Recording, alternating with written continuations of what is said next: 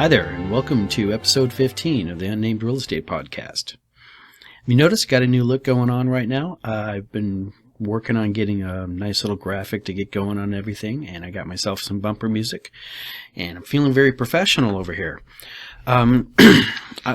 First thing I want to do is I want to reach out, and I'll let you, and thank Brian Abernethy of Journey Frog Audio Services, because he didn't help me with that recording or anything like that, but he did give me some really helpful advice.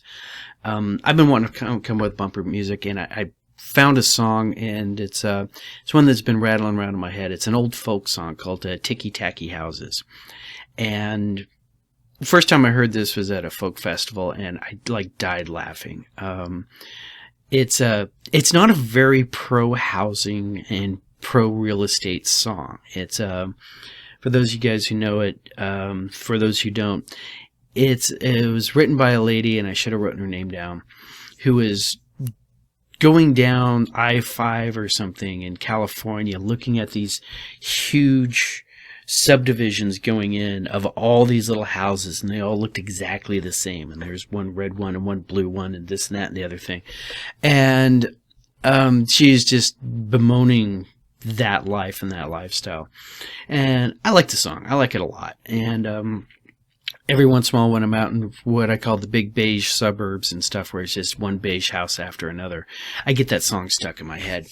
So I wanted to try to use that as bumper music, and I knew it was probably copyright, but I didn't know exactly how to go about that. So when you don't know something, you go to the experts, right? And Brian Abernethy is an expert on it. We had a great conversation, and he did discover that it was copyright, and he got me the contact information for the production house that still holds the copyright for that music. And I tried to get a hold of him. I left voicemail, sent him an email. Hey, all I want to do is just sample a little bit of this song for my intro music. Can you get back to me? Because this is a commercial site. And, you know, when you start talking about fair use of other people's music, I am really, really seriously on the side of the artists. All right. Artists should get paid. I don't believe in paying artists for exposure, because you die of exposure. I really want to see the, and you know, if it had been a reasonable fee or something like that. But hey, I always ask permission first. So nothing, no feedback, anything like that. So started trying to come up with other ways, you know, downloading, putting my own minimal musical skills together, trying to come up with something. It's like, that's never going to work. Thinking about hiring somebody to come up with a little jingle, you know, let's all go to YouTube, something stupid like that. And so I'm sitting in, it's like literally I'm in the middle of trying to figure this out, and I got my music on in the background, and I realized that the song that I'm listening to is actually pretty good. I like it. It's from an artist by the name of Akira the Don, who is a YouTube sensation. If you know him, you know him. If you don't, you don't, but you should be knowing him. And I also know that he's really good at getting back to his clientele, his fan base. And he's also really, really leans towards the open source side of the crowd. So I shot him a text and said, hey, Akira, I would like to sample this song. You have the instrumental of one of your songs, and I'd like to sample, you know, a little bit off the front, maybe a measure on the back. And he responded back to me in a day and said, hey, go for it. So Akira, if you are watching this, because I'm going to be sending you this link, thank you very much, sir. I hope I did you justice in how I handled that and brought that out. And of course, if you ask me to pull it, I will pull it, because it's yours and I'm just borrowing it from you. So, but thank you once again. And guys, listen to Akira the Don. The sample that I took is from one of his songs called Grateful to the Gods. And it's off of his Marcus Aurelius Meditation album, where he is literally singing, reading, has put Marcus Aurelius's meditations to music. And if you want some really good play in the background, get motivated, get your life straightened out music, I can't not point you to anything else except maybe listening to The Who, and that's HU, the Mongolian band. And if you're going to war, going to negotiations, you want to put some Wolf Totem on. And that's like Mongolian gangster driving down in, Glendale, and you're rolling up on a house, and you're going to get that done. Check out The Who. But for the more introspective, insightful, especially when you're doing the grinding kind of work, Akira's stuff is just awesome. He's got another album. I don't know the name of the girl he recorded with, but it's Frank Herbert's Dune. And he's taken lines out of that, and this woman is doing the Bene Gesserit litany. Will not fear, fear is the mind killer. Also, the whole thing with the box and the Gom Jabbar test. And I'm geeking out on you guys, but, and I could listen to that all day long and have several times. So give him a listen, Akira the Don. If you need any kind of recording or sound engineering stuff done, look up Brian Abernethy. And those are my two big reach outs to people this week. And now I got a third one, because I listen to a lot of YouTube. I pay a lot of attention to a lot of news. If I'm not working real estate at the time, or working on a video, or doing other kind of marketing, I generally, got something going in the background. And I found this YouTube channel called Economics Explained. The guy's Australian. I think he's in Sydney, right? So if you can stand listening to an Australian accent, constantly, he breaks down economic concepts and economic themes. He does these country models where he will model out the economics of, let's say, Japan, and is it working for him? Is it not working for him? He did California, he did Texas, and he just dropped one this week where he's discussing the economics of real estate. And do we as a culture and society actually want cheaper housing? And everybody will say, yeah, we want cheaper housing, but are we actually making the effort and doing the things that need to be done to lower the cost of housing? All the government policies we have in place right now aren't actually geared to lowering the cost of housing. They're giving people more money to buy housing at the existing prices. Now, I'm not saying that everybody needs to take a bath on their house, and we need to actually lower the cost of existing houses by a large amount, but we're at a position right now that's pretty much unsustainable if we're going to continue that churn that I was talking about a couple episodes back, where you have home buyers coming into the market and they're buying their first house. And part of what the gentleman on Economics Explained was stating when he started running his numbers is in the 1950s, the median home price in the United States was $7,400, $7,400. Your average household income, right, was $2,900 or $2,900.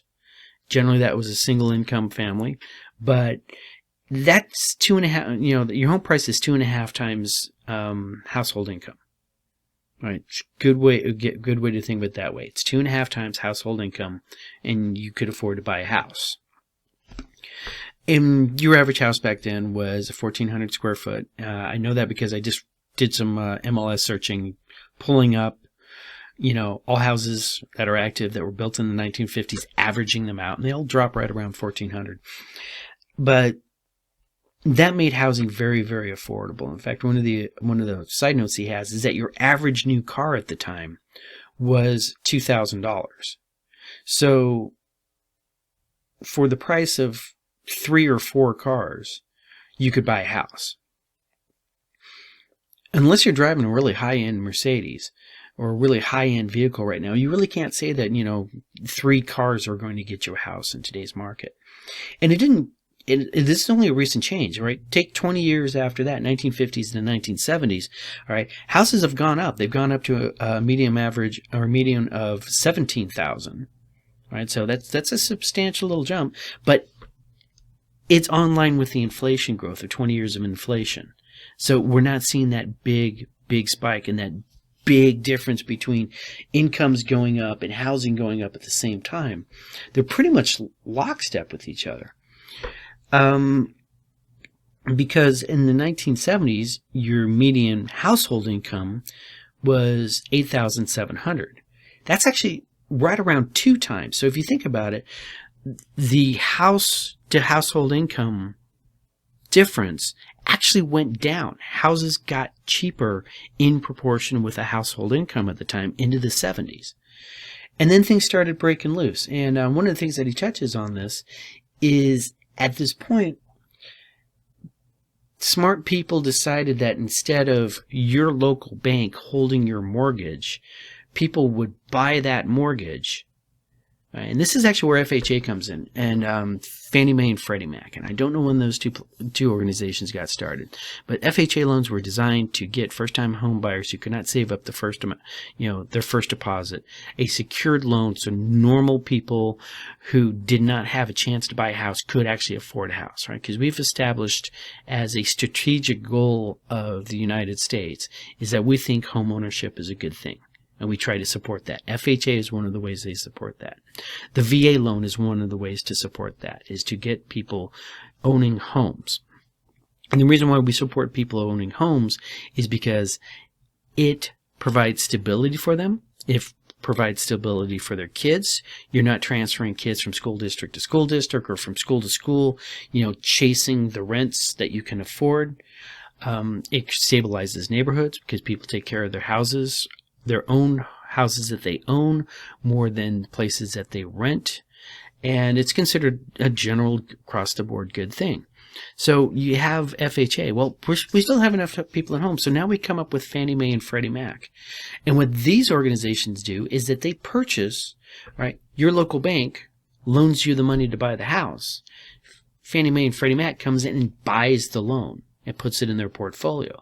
That gives the bank the money again to loan out to another person. Because otherwise, if they were just working on deposits, at a certain point, the banks would not have enough money to loan out for loans. And so Fannie Mae and Freddie Mac come in and they start recapitalizing the market so people can start, affording houses. And that's when you really start to see house prices start going up. All right. And it's sort of the same thing that you see with student loans and the cost of college education. When the price of money, when money starts getting really, really cheap and really, really easy to get, people who are providing the service, whether it's a house or whether or not it's a college education, can now start charging you more. And since they're charging you more, they have more income, Bob's your uncle. Next thing you know, we see prices going up. I'd also make the argument that that's one of the impacts of why housing, or your health costs, your medical costs have gone up, is because now we have a third party covering all that. But that's a topic for another day and outside of the scope of this. But we have housing that is going up to the point where the first-time home buyer cannot afford to get into a house. And how are we going to fix this? Now, I've been saying, one of the big things that's happening in Maricopa, and this is still a thing, is, we just do not have inventory. All right. I checked the numbers. We're going to go over this later on in the numbers. But we're at 108 chasing 22 right now. All right. Our demand is at 108, where 100 is supposed to be normal. And our supply is still at 22, 23 right now, where it should be 100.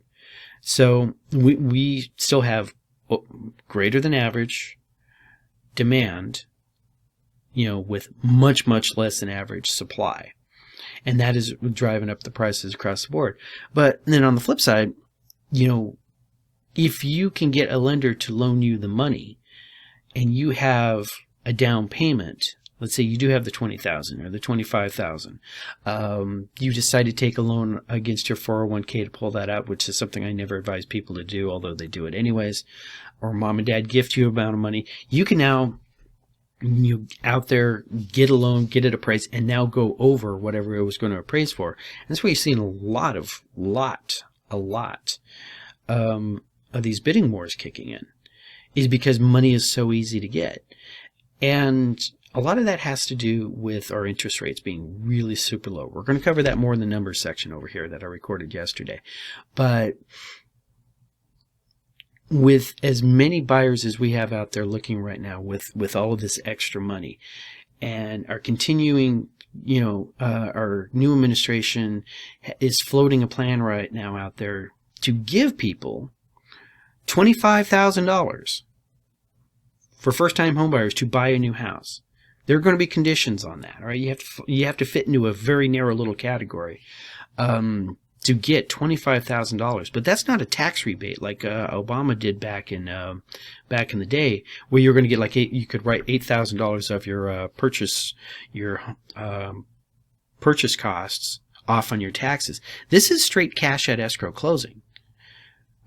And what that is effectively going to do is it's going to bring more buyers into the market, but it's also going to raise the price of every house out there that is currently for sale by $25,000. I mean, think about it. Okay? That's just, now we have more money still chasing not a lot of houses. And the inventory is really, really a big thing. Now, we've covered before, and the Cromford report is that we're not building houses fast enough. And we haven't been pretty much since the crash. And that's just the builders not wanting to get too far out again, because they have before and they got burned for it. And when we look at the numbers, you will see there is actually a surplus of housing there at the time. You don't buy housing to put into a surplus market. That's not a good allocation of your money.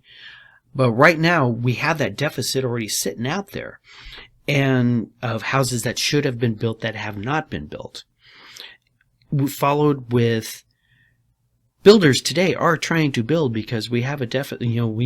We need houses, but now we can't find materials, and now we can't find the labor, and now we have houses sitting out there waiting for breaker boxes to come out of the one manufacturing plant in America, which is apparently in Texas. All right, lumber costs, everything is going up. So we're in this really, really weird little catch-22. And then just to route it all off, we still have state and municipal governments restricting building. And this is something I just read this morning that I wanted to bring, is that the City Council has finally approved a new building project to go in down on the south side. Right, this is going to be somewhere off of Baseline and whatnot. The builders purchased the property and were originally trying to get 205 homes into that area. And then the city council got involved, and then the neighbors started talking and stuff, and this and that. So we've gone from a potential project of 205 houses to they finally approved it at 166. All right, so they lost 20% of the houses that they wanted to build. So in the same footprint that could have had 205, now we're going to get 166. Now, a couple things.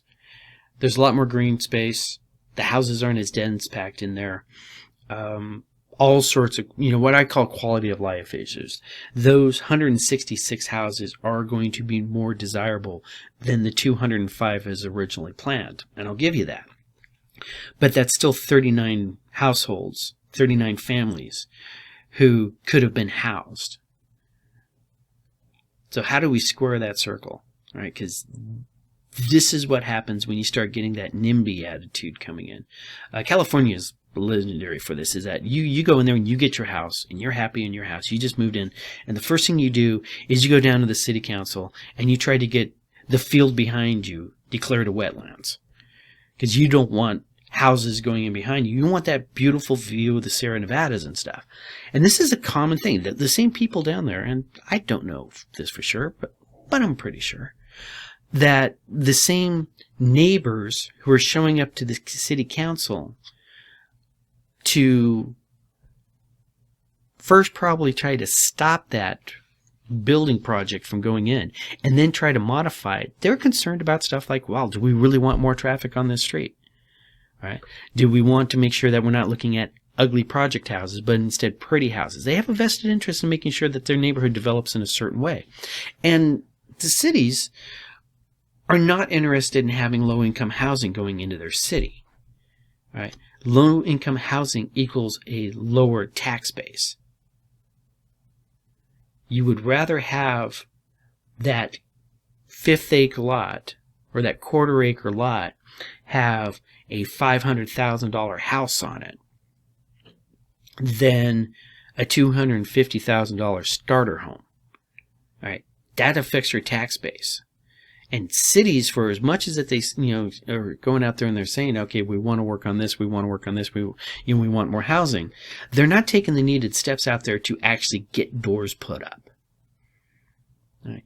Try to get a trailer park going anywhere. All right. Try to take a couple acres out there. I just drove by a lot the other day out in Glendale. It looks like about a half-acre lot, right? For sale by owner.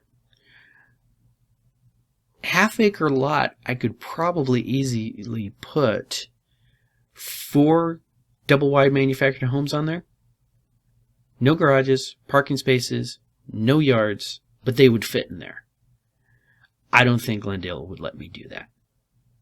All right. So instead of housing 4 families or 4 households, they're going to wind up just having 1 household in there. It's this kind of zoning issue that I think people really need to look at. Now, one thing that they will allow is multi-story apartments, right?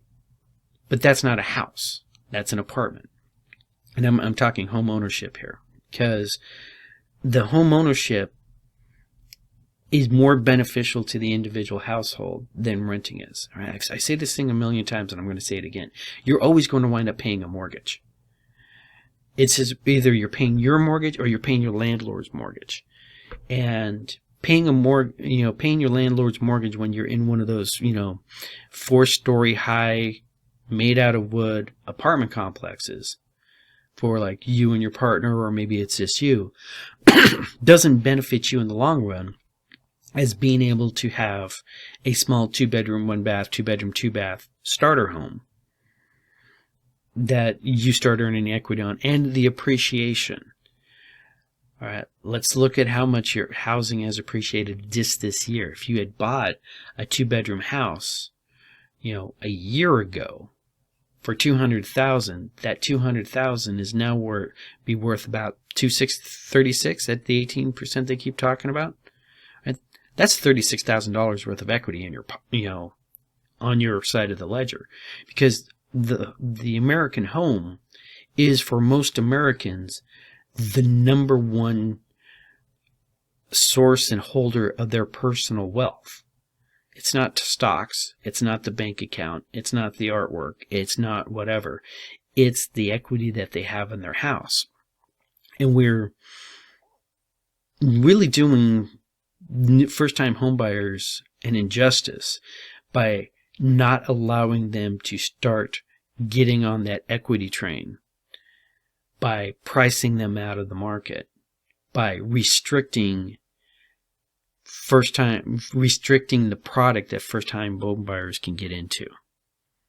This is my concern. And so when I'm sitting there and I'm looking at these project plans and stuff like that, and it's like, okay, we took 205, first-time home buyer sort of townhouse looking things. I didn't see any front elevations on it, but I was just looking at the lot sizes. I'm seeing these 205 and saying, yeah, that might be undesirable for a lot of people, but that would be really, really good for that first-time home buyer. And now we're going to have 166 houses that are not going to be as good for that first-time home buyer, not as affordable for that first-time home buyer. But hey, our tax base is better. And more importantly, the people who already got theirs, all right, get to keep theirs as pretty and shiny as they want it to be. And you don't got yours, but yeah, sort of screw you. I don't want that going up in my neighborhood. That's why it's called NIMBY. And this is something I really do not like seeing in the Phoenix area. It's not something I like seeing in Maricopa County, when trying to make sure that housing is affordable for everybody and not just the privileged few. And then we turn around and we do exactly what makes sure that the housing is only for the privileged few. I should run for city council just on this entire platform, but that's the effect I'm seeing from this. And this Economics Explains video, to come back to it, really does touch on that entire thing. Is like, why do we not make the policy changes in place, right, to get housing back down to the two times your annual income, your 2.5 times your annual income. All right, we're like what? We're at like 300, 330 or something is a medium home price. That means your household, your annual household, you know, if it was back to 2 times, you'd have to be bringing in $150,000 a year. You know, your household would have to be bringing into that. The number that's in my head is that the medium household income, at least a couple years ago, was 50,000. All right, if it's at 300 right now, medium, and your medium household income is 50, all right, that's 6 times. Right, that's way, way bigger. So, but strangely enough, and just as an aside, because of the lower interest rates that we have right now, all right, I was doing some interest rate numbers. You're going to see that in the numbers part of this when we finish up on that. All right, if you're talking 10% interest rate, all right, which was back here in the 1970s was an interest rate you could be looking at. Yeah, you're only paying 2 times your house, but $100,000 house. Actually, you know, just to do the math, we're understanding this. $100,000 house, that means you're paying $1,500 a month. All right. Oh, hold on. Let me redo this, because everybody says that, and the numbers show it that it's like 1980, 81 or something. They actually hit 18% interest on a home loan. 18%. That meant a $100,000 house, you were paying $18,000 a year just to cover the interest, right? And that's $1,500 a month. That's the numbers I was trying to get out to. All right. So when you have that higher interest rate, your cost of home ownership is that much more. And so maybe that was one of the things that was keeping the home prices that low, is you just couldn't afford to go any higher in home costs because you don't get buyers, because buyers can't afford to buy that because the interest rate is so high. Well, right now, the interest rate is really super low, but house prices are high. So there's got to be some sort of correlation going on between that. But maybe, and that's more of a Fed thing. You know, Feds can control the interest rates and start raising that. But right now, we need doors, we need roofs put up, we need, you know, housing for people to move in, because the people moving into Maricopa is one of the major things that's actually drawing anything, and they got to live somewhere. There's a reason why all these places are going up into apartments. There's a reason why they're actually taking low-income apartment buildings, and I'm seeing low-income apartment buildings get torn down, not to get remodeled into something, but actually torn down to put more units in the same space. But I know the rents are going to be different, right? I know we're pricing people out of living, living in these areas at a rent that they can afford. So that's something I would also like to see, Phoenix City Council actually start looking at and getting involved in. But watch the Economics Explained video. Watch how he's talking. He goes through 6 different things that are impacting housing right now, from building costs to the low interest rates. And I think I would like to add a 7th to this, and this is something that keeps popping up on my radar, is about 10 to 14% of homes that are purchased are being purchased in Maricopa are being purchased as a second home, either as somebody who is going to turn around and rent that out, or a second home buyer who wants to be a snowbird. I would really like to see what our actual numbers here on Maricopa are, how many houses are homed as a second snowbird home. And think of that as housing that is not being utilized to its highest and best use. Because one of the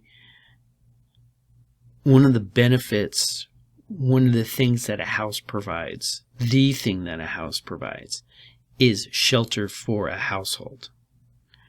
And when you have a house that is sitting there empty, it's not fulfilling its primary duty of sheltering a household. Now, we tax property. And we tax property, and that's one of the benefits of the municipality of having houses, is that you can now tax the property at a higher rate than if it was bare land. So cities like that, counties love that, right? They would much rather see a bare patch of dirt having something built on it so they can tax it at a higher rate than just leaving it empty. But you put a house on it, now the city gets to tax it at that rate. But there's that secondary service that the improvement on the property, the house, provides to its community, is that it houses somebody. And when a house is not providing that service because it's sitting vacant, because the owners have not come back down from Minnesota to live in it for that 4 or 5 months in the wintertime, it's not fulfilling its primary purpose. It's just fulfilling its secondary purpose, which is tax revenue. And since the net benefit to the community at large is not the same, this sort of justifies raising the tax rate on empty houses. And I think I can make that argument. Now, right now, my libertarian brain is warring with my socialist soul, because raising taxes bad. But at this particular point, one of the truisms of life is if you want less of something, tax it. I want less of empty houses, so why don't we start taxing empty houses? All right, and if you have this house, person in Minnesota, Minneapolis person, we'll call you Minnie. Minnie, you got this lovely house there. You come down in the wintertime, enjoy the winter down here. You show up at my restaurants. So all of a sudden I'm standing in line for a restaurant that I used to just be able to walk into. You're driving poorly on my street. That's fine. That's wonderful. And then you go away and you leave that house empty. So your house, just for the sake of math, is getting taxed at a rate of $1,200 a year.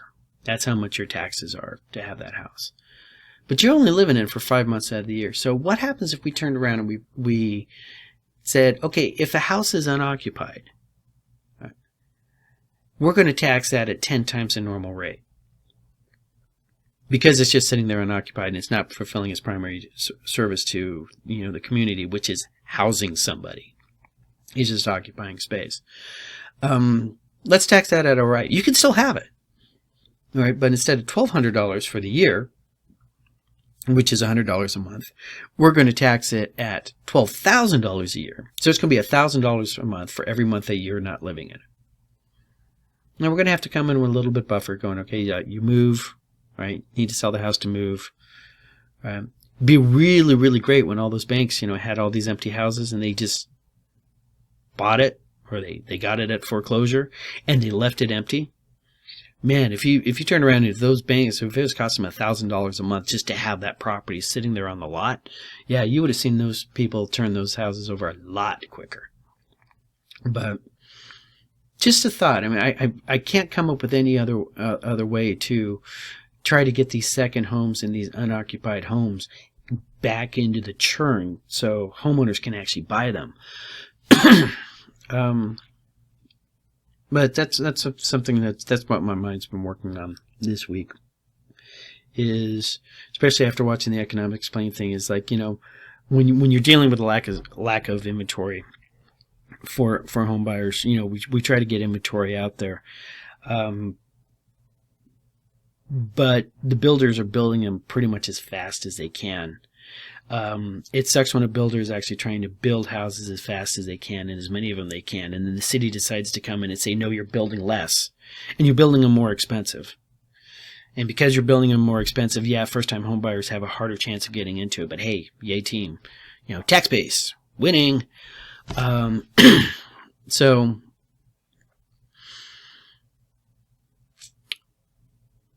and that's where I'm at. If anybody else out there has some really, really good suggestion on how to fix this thing, I would love to hear it. This is the kind of stuff I love having conversations with people about, except pretty much everybody has already heard these conversations, so they're just completely bored with it.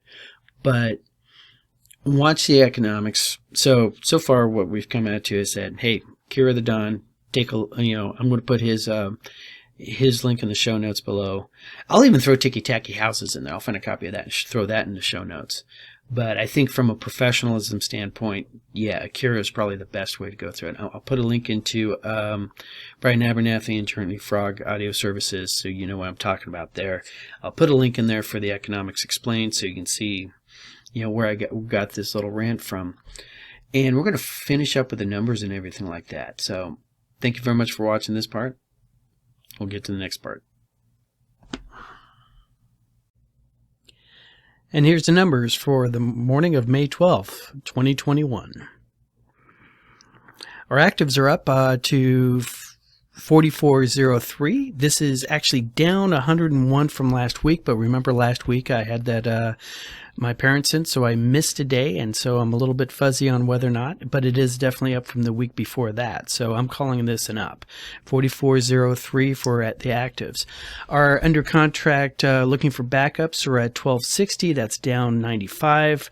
Our contracts with buyers who have a contingency to sell their own property is at 82. That's down 14 from the week before. And our pendings are at 2,011. And our closings are at 2233, which is 783 down from the week before. And that reflects the end of the month. So, that all being said,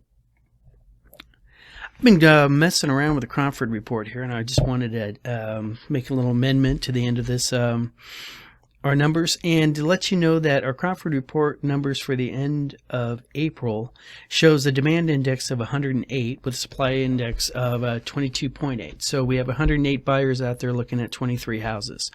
And I want to draw this out because you can see just down here in the corner, and the bars do get in the way a bit. You can see this little itty bitty flattening that's happened over the last couple weeks. And this chart right here goes all the way back to 2000. And you can tell that they only really started doing the demand index at a certain point because it zeroed out at exactly 100, which is considered, the norm. What a normal market would be considered as a demand, you'd have a, as many people looking as are in the valley should be looking. And you can see what happens here during the course of time is the supply starts dropping down at the same time prices start going up. And much like what we have going on over here is you see the supply start dropping. Now this really drops fast compared to this slow drop that we've had and this faster drop that we had right here, and I'll get to that in a second. And then you suddenly see the supply start kicking up as the demand, which actually was going up the same time supply is going down, as it should. You start seeing it slowly crest down, and at a certain point the demand just crosses over. Next thing you know, demand is under the amount of supply we have in here. Notice this is happening right here in the first part of 06. All right, you see just start to happen, and a wham, and then we go for a while, and notice we just sort of sit here and bounce along with a huge supply. And that crash, it didn't happen until where prices seriously started dropping until November. You can see it right here on this chart, where the demand goes, suddenly starts picking up as prices start dropping and those houses start coming off the market until we cross back over. Right now we got more people looking for less housing. All right, still a lot more activity than we'd be expecting right there, because normal would be down here, but we're crossing high. Demand picks up. All right, and this is where we start bumping along the bottom if you look at price points and whatnot. And then here we go. We have another dip in supply. Houses are getting harder and harder to find. Sellers are still out there, or buyers are still out there. They're still looking. They're still looking. And right here, when we cross over, is cross over 100. So now we're going into less demand than we should be having.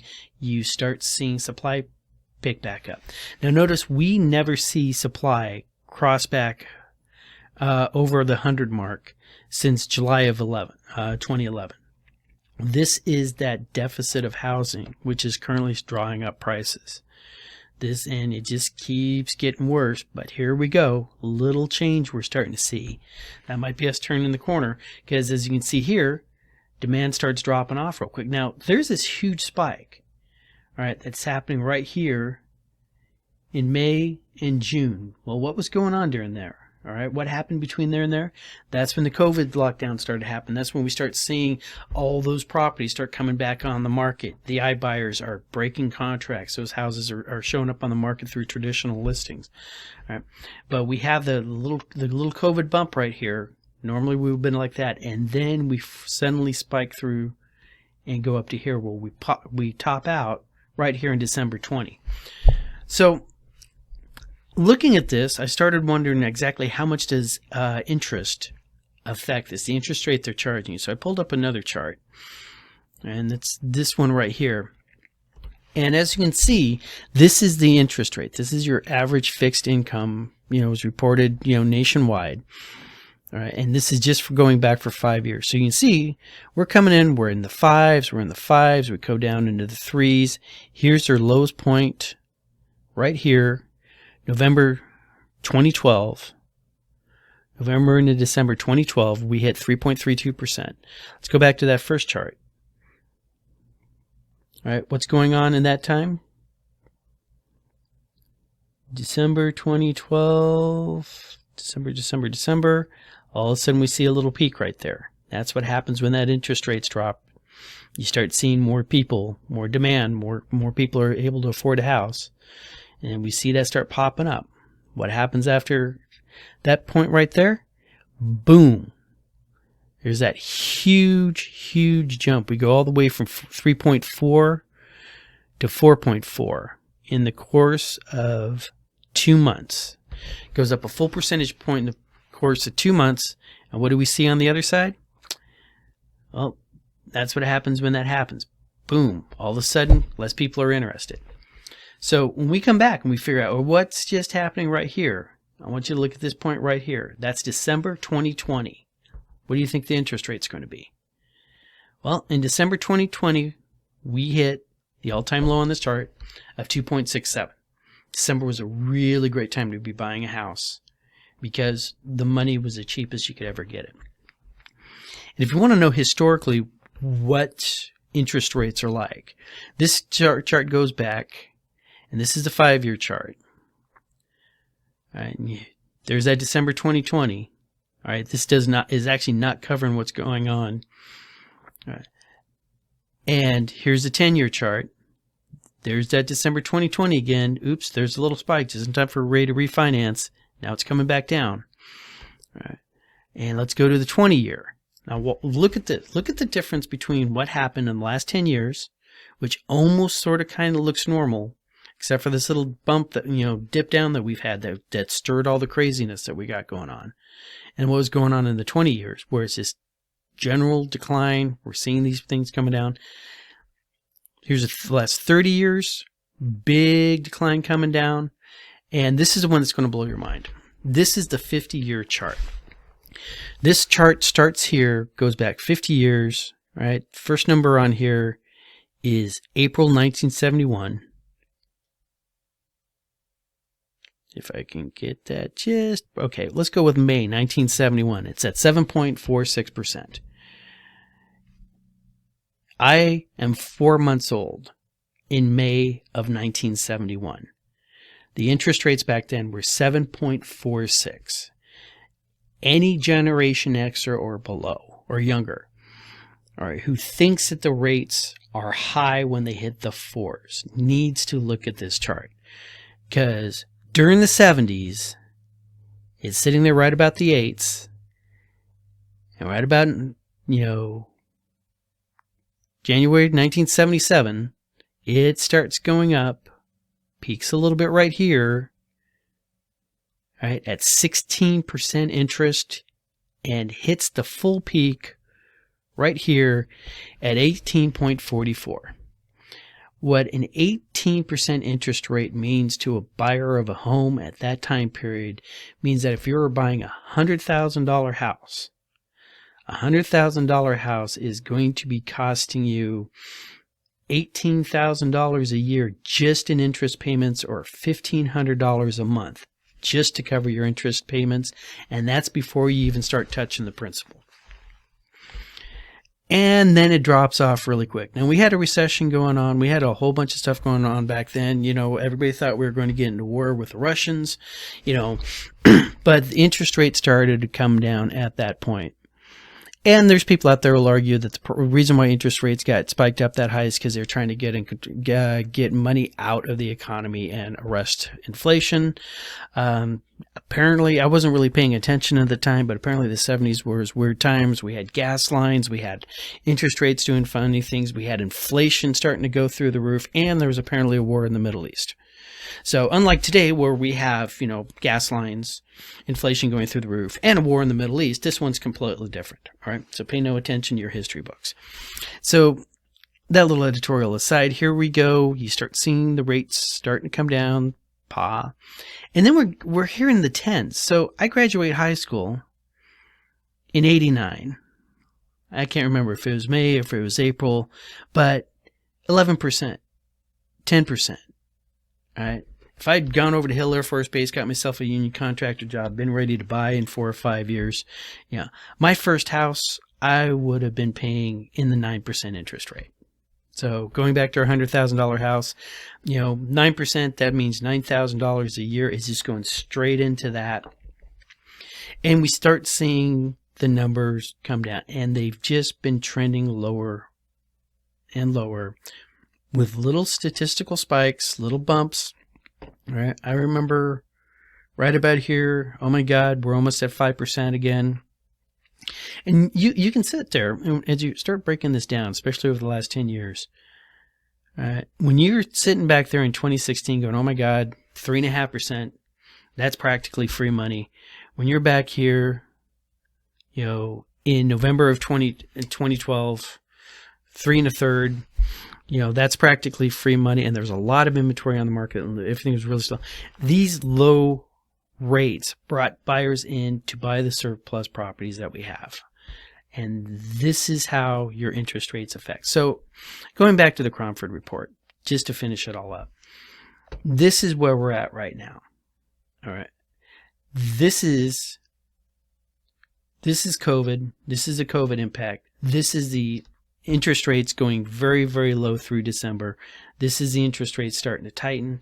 This is the inventory that is just not coming in. Right. But this is what it looked like before the crash. So are we expecting it to go back up like that? Like we've discussed before, 3 or 4 other things were in play back then that are not in play now.